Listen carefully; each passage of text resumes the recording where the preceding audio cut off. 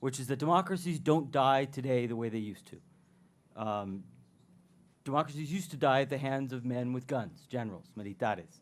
During the Cold War, 3 out of every 4 democratic breakdowns took the form of a military coup, like in Brazil in 1964. And actually, talking to people here, a lot of people in Brazil, I think, still think that that's kind of how democracies die. It's not. Today, democracies die in a much more subtle way. They die at the hands not of generals, but of elected leaders, elected presidents and prime ministers who use the very institutions of democracy to subvert it.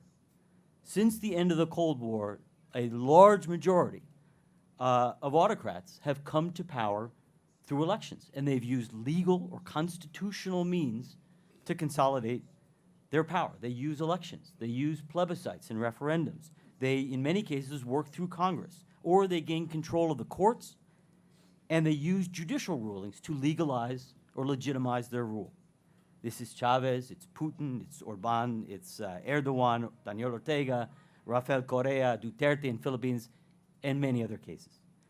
What makes this sort of electoral path to authoritarianism so dangerous is precisely that it's hidden behind a facade of democracy. Things look pretty normal. There is no dramatic coup d'etat where the military seized the presidential palace and the president is exiled and the constitution is suspended and a junta is set up. None of that.